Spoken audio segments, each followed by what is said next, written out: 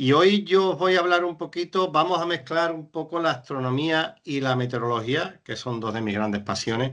Y realmente de lo que os voy a hablar un poco, de forma muy rápida, porque no nos podemos parar demasiado, pero vamos a hablar de la meteorología en cada uno de los planetas del sistema solar, porque, pues bueno, también tienen su actividad atmosférica, los que tienen más, los que tienen menos atmósfera, y vamos a hacer un pequeño recorrido. Todas las imágenes que vais a ver, aquellos que ya luego os conectéis y lo veáis por YouTube, ¿vale? Son imágenes casi todas recreadas con inteligencia artificial, las he ido recreando una a una, porque evidentemente de muy poco tenemos imágenes, de muy poquitas ondas tenemos imágenes de la atmósfera de cada uno de los planetas.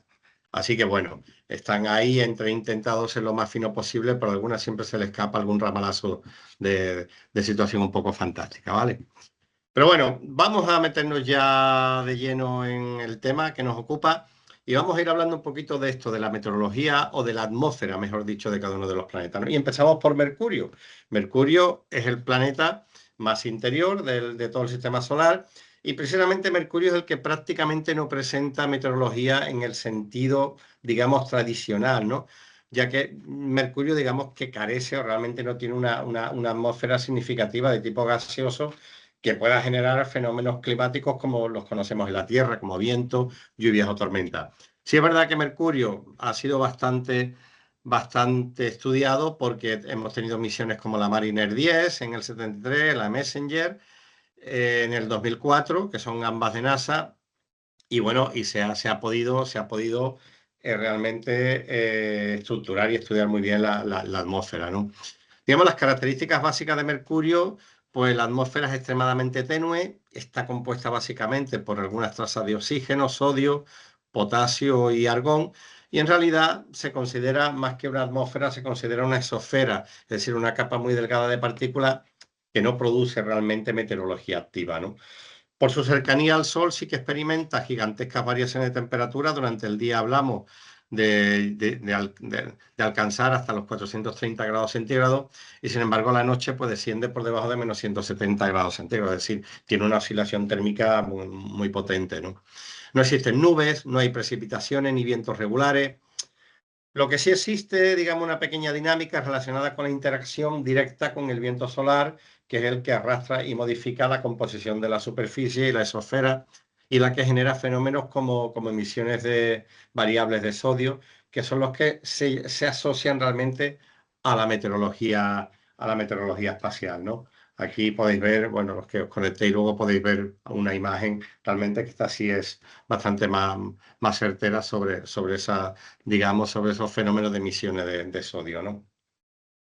La exosfera de Mercurio, pues varía según la actividad solar, está muy sometida a toda la actividad solar al estar tan cerca del Sol y a la incidencia de todo el viento solar y puede mostrar patrones cambiantes de emisión de sodio, que es lo que se interpreta, como ya he dicho, como una especie de clima más espacial que del propio planeta, ¿no?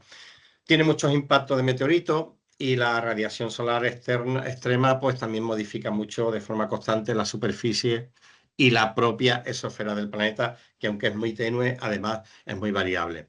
En resumidas cuentas, Mercurio no presenta una meteorología planetaria como si la conocemos en la Tierra o en otros planetas que veremos después, como Marte, Júpiter o Venus, ¿no?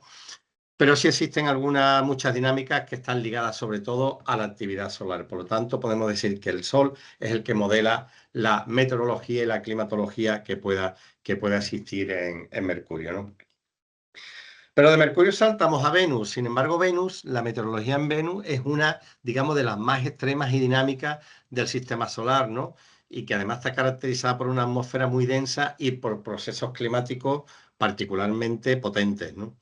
De hecho, Venus se considera un gran laboratorio para el estudio de situaciones que puedan establecerse similitud con nuestra meteorología en la Tierra, ¿no? Venus también ha sido bastante visitada por sondas. Tenemos la Venera que lanzó la UR en el 61, la Mariner 2, la Venus Express más reciente, o incluso Japón, Akatsuki, que fue enviada en el 2010, pues también obtuvo bastante información sobre el planeta Venus, ¿no? Sobre su atmósfera realmente, ¿no? La atmósfera de Venus está compuesta en su totalidad por dióxido de carbono y hay un pequeño porcentaje de nitrógeno y algunas trazas de otros gases como es el ácido sulfúrico e incluso se ha detectado vapor de agua. La presión superficial es aproximadamente 92 veces mayor que la Tierra. Este dato es importante para que nos hagamos una idea. Es como estar a casi 900 metros bajo el agua, bajo el mar, ¿no? Y esto moldea mucho la atmósfera de Venus, ¿no? Las temperaturas también superficiales son muy altas, de promedio de 470 grados centígrados, y muestran muy pocas variaciones entre el día y la noche, debido al gran efecto invernadero por la gran cantidad de CO2 que existe en la atmósfera, y esto también hace no solo que las temperaturas sean muy poco variables, sino que es una atmósfera bastante corrosiva, ¿no? Para la sonda que se han enviado. Presenta como fenómenos meteorológicos importantes, presenta vientos globales en la parte superior de las nubes que pueden alcanzar velocidades de hasta 360 kilómetros por hora. Estamos hablando de ciclones de fuerza o de nivel 4 o 5, ¿vale? Y produce además un fenómeno muy curioso, que es el de superrotación. Esto significa que la atmósfera gira mucho más rápido que la propia superficie del planeta. Esto se da en pocos planetas del sistema solar. Se generan nubes de ácido sulfúrico que en realidad forman densos estratos muy opacos, por lo que nublan totalmente la visión directa de la superficie y genera muchas lluvias ácidas continuamente antes de tocar el suelo. Muchas lluvias ácidas que además se evaporan debido a la alta temperatura de la superficie. Es decir, que como vemos es un planeta un poquito inhóspito como por muy barata que esté la vivienda, como para irse a vivir allí, ¿no? También se generan potentes, como lo podemos ver en la imagen, potentes tormentas eléctricas y una actividad atmosférica que es bastante caótica. Por lo tanto, es muy difícil establecer modelos de incluso de pequeñas predicciones, ¿no? en un planeta como Venus, ¿no? Digamos que Venus es la que tiene la meteorología más violenta junto con Júpiter, que lo estudiaremos un poquito más adelante, y en cuanto sobre todo a la dinámica de nubes y a la circulación, ¿no? global, ¿no? Los polos de Venus, además, son muy curiosos de estudiar porque presentan los patrones llamados vórtices polares, ¿no? Que son estructuras atmosféricas muy calientes rodeadas por una periferia, un collar, que es lo que se llama un collar frío, y que está a unos 60 kilómetros de altitud, con temperaturas dinámicas muy diferentes a las que se pueden dar aquí en la Tierra, ¿no? Y mucha variabilidad, ¿no?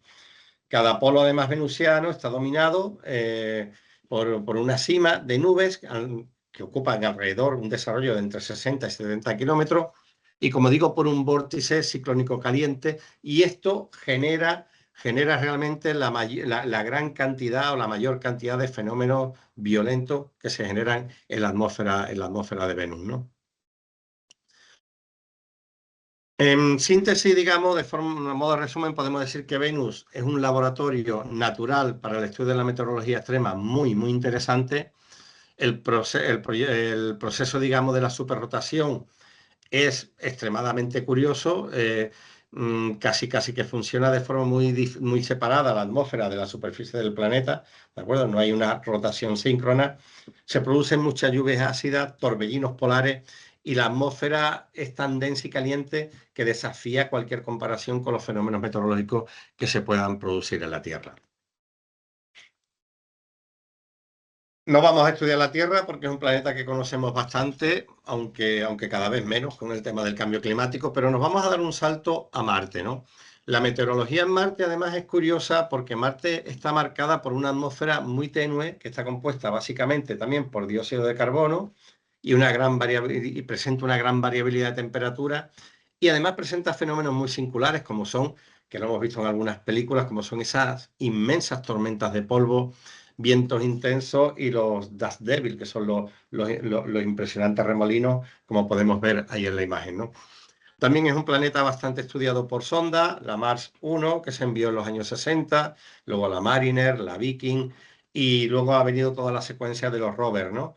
Como el Opportunity, el Curiosity, el Perseverance, y esto pues nos han transmitido bastante información de lo que ocurre en la superficie de Marte, ¿no?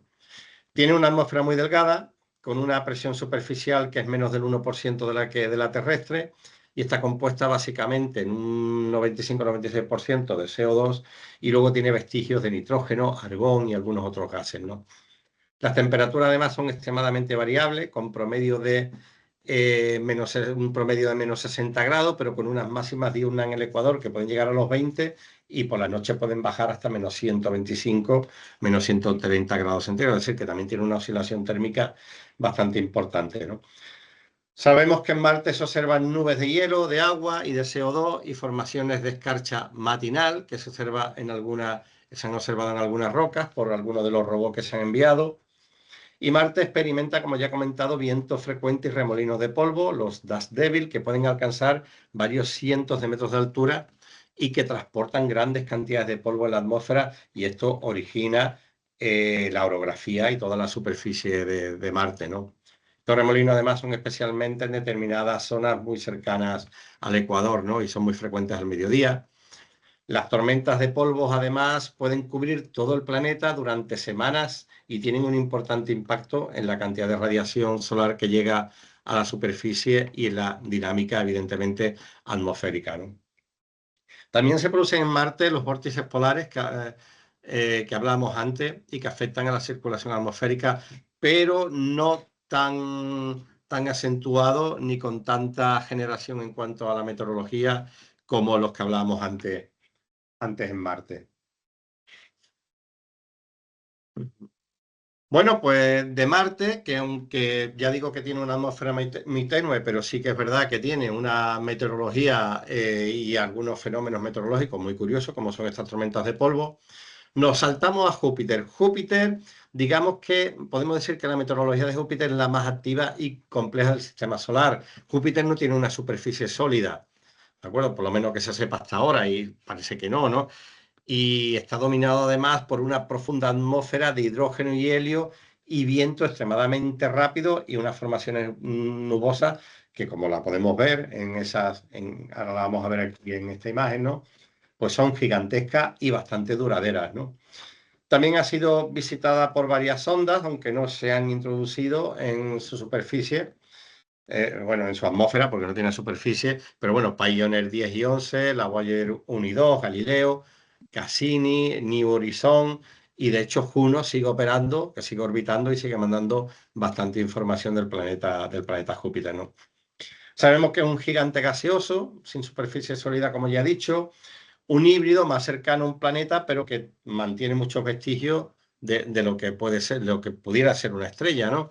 Ya que está compuesto básicamente por hidrógeno en un 90% y helio con pequeñas proporciones de vapor de agua, metano, amoníaco y otros compuestos más complejos que son los que confieren quizás algunas características muy particulares de Júpiter. Como vemos en las imágenes, pues siempre se observan las bandas paralelas de nubes, que son estos cinturones y zonas, ¿no? Que se alternan con claroscuro y que están producidas en realidad son corrientes en chorro, los jets, que separan cada banda y que alcanzan velocidades de hasta 500 kilómetros por hora, que ya serían ciclones de fuerza o de nivel 6 que afortunadamente todavía en la Tierra pues no llegan a darse, ¿no? La gran mancha roja, esa que vemos en la imagen, ya se sabe que es una tormenta ciclónica de dimensiones pues, colosales, porque es más grande que el planeta Tierra, ¿no? Y que está activa desde siglos y que además está rodeada por múltiples pequeños remolinos y pequeñas otras tormentas que están dando vuelta en torno suyo. Es decir, digamos que es como una matriz que genera otras tormentas alrededor. Se producen muchas tormentas eléctricas muy intensas, hay lluvias de amoníaco y agua en las capas más profundas, y también se generan capas nubosas que pueden cambiar en horas, en días, o algunas de ellas pueden mantener su estructura durante años, ¿no? Los polos además también presentan configuraciones de ciclones que están organizadas en patrones hexagonales. Esto es muy curioso, ¿no? Hace muy poco estuve leyendo un artículo de matemática astronómica que en realidad las formaciones de ciclones, pues son formaciones geométricas, ¿no? Que se dan ante fenómenos de grandes dimensiones. Cuando estos ciclones superan esas dimensiones, parece que la situación más sólida o más estable en una tormenta de ese tipo o en un movimiento atmosférico de ese tipo ya no es la circular, sino que pasa a ser la hexagonal. Y eso pasa en los polos de Júpiter. Los ciclones que se forman son de tal tal dimensión o de tanto tamaño que la forma estable es hexagonal y no circular como los que se forman en la Tierra, ¿no? Es muy curioso. Aquí, bueno, vemos una imagen, una recreación de lo que sería el interior de un pequeño ciclón, un pequeño, en Júpiter, formado dentro de la superficie del interior de Júpiter. En síntesis o en resumen, decir que Júpiter es un laboratorio excepcional de meteorología. Ojalá pudiéramos estudiarlo un poquito más, con una dinámica atmosférica pues capaz de crear los sistemas de tormenta, de viento y nubes más potentes y son más sólidos, sostenidos y estables de todo el sistema solar. Por lo tanto, tiene una meteorología que sería muy curiosa de estudiar, ¿no? Y ya nos vamos a los planetas más exteriores, vamos a Saturno. La meteorología de Saturno también está marcada por una atmósfera, digamos, que es profunda y dinámica y que está dominada también por hidrógeno y helio. Y presenta también muchos fenómenos violentos, con muchas tormentas convectivas, bandas nubosas y también vientos que son extremadamente veloces, ¿no? Ha sido visitado por la Pioneer, las dos Voyager y también la Cassini-Huygens, y esta es la información realmente que tenemos, porque tampoco tenemos ninguna sonda que haya sido capaz de entrar en su atmósfera, ¿no? La atmósfera está compuesta, como he dicho, mayoritariamente por hidrógeno y helio, algunas pequeñas cantidades de amoníaco, vapor de agua, metano. Todos los fenómenos meteorológicos ocurren en sus capas gaseosas y, al igual que Júpiter, Saturno también muestra algunas bandas, como vemos en las imágenes, que son paralelas al ecuador y que en realidad son corrientes en chorro con velocidades del viento superiores a 400 kilómetros por hora, ¿no? Los diferentes colores a veces lo marca también las diferentes velocidades por la gran cantidad de partículas que arrastran, ¿no? También se producen tormentas gigantescas, tormentas convectivas que son extremadamente intensas y además acompañadas de rayos, y se producen nubes blancas brillantes, como vemos en estas imágenes, ¿no? De hecho, hay algunas veces que aparecen la gran mancha blanca, que le llaman, que aparecen y desaparecen y que pueden volver gran parte del planeta y durar semanas y meses, ¿no? Y aparece además periódicamente. Todavía no se sabe muy bien cuál es el origen de este importante fenómeno, ¿no? Bueno, y ya nos vamos a los planetas más lejanos, quizás los menos conocidos, pero no por ello los más apasionantes y los que más cositas tendríamos por descubrir. Bueno, se me olvidaba decir que en Júpiter, en Saturno, perdón, en los polos se forman auroras boreales. En Júpiter también se forman, pero son mucho más famosas y conocidas las grandes auroras boreales que se producen en los polos de Saturno, ¿no? Y en realidad no olvidemos que las auroras son fenómenos meteorológicos, no son fenómenos astronómicos, porque se producen dentro de la atmósfera del planeta, como ocurre en la Tierra. Urano y Neptuno son bastante parecidos y tienen fenómenos meteorológicos muy parecidos, pero bueno, no han sido muy estudiados. La meteorología en Urano se caracteriza por tener una atmósfera, digamos, profunda, es fría, con fenómenos muy poco conocidos debido a su lejanía y a la poca probabilidad que hemos tenido de mandar misiones. También presenta, como vemos aquí, bueno, presenta ciclones también, pero esto ya a una escala muchísimo mayor, con velocidades de 2000 kilómetros por hora.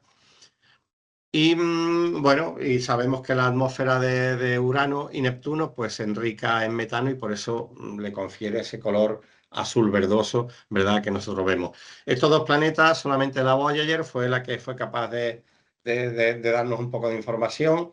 La Voyager pasó a 81.500 kilómetros de Urano y a solo 5.300 kilómetros de la atmósfera de Neptuno, por lo que, bueno, ahí tenemos un poquito la información que nos fue capaz de enviar, ¿no?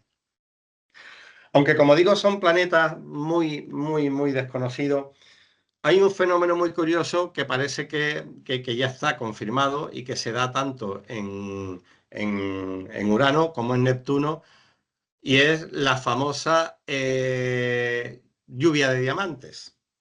Según los modelos generados en laboratorio, donde se han simulado las posibles condiciones, las lluvias de diamantes se producen aproximadamente a 8.000 kilómetros bajo la superficie de Urano y Neptuno, ¿no?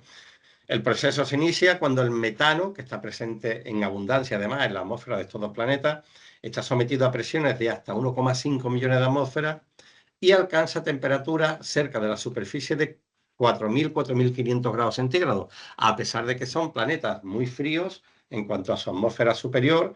Cuando nos aproximamos a la superficie, pues encontramos temperaturas muy altas. Y cuando esto ocurre, pues el metano se descompone y libera carbono, ¿no? El carbono, bajo estas condiciones extremas, pues se transforma directamente en diamantes cristalinos que luego descienden en forma de lluvia hacia el interior del planeta. Creo que por aquí tenía una imagen que habías recreado La con... famosa película de Lluvia de Diamantes, ¿no? Hay una película que no Efectivamente. tiene nada que ver con esto, pero Pero bueno, imaginaros que pudiéramos coger un paraguas y lo ponemos boca abajo y recoger diamantes con los como, caramelos en la como los cabalgata de los Reyes. caramelos. Pero aquí recogeríamos diamantes, ¿no? Desgraciadamente es un planeta que está muy lejos, son dos planetas, y donde no sería muy agradable vivir, ¿no? Y bueno, con esta lluvia de diamantes, pues terminamos este recorrido por la meteorología de los planetas. Es una pena que tengamos la situación que tengamos en Estados Unidos, porque habían varias misiones precisamente de la NASA y la NOAA para enviar sondas y conocer un poquito más la meteorología, porque además son modelos muy importantes para comprender la que ocurre en nuestro propio planeta. Pero ahora mismo todas las investigaciones y todos estos nuevos desafíos pues están parados debido a ese señor mal peinado y colorado que tenemos en Estados Unidos.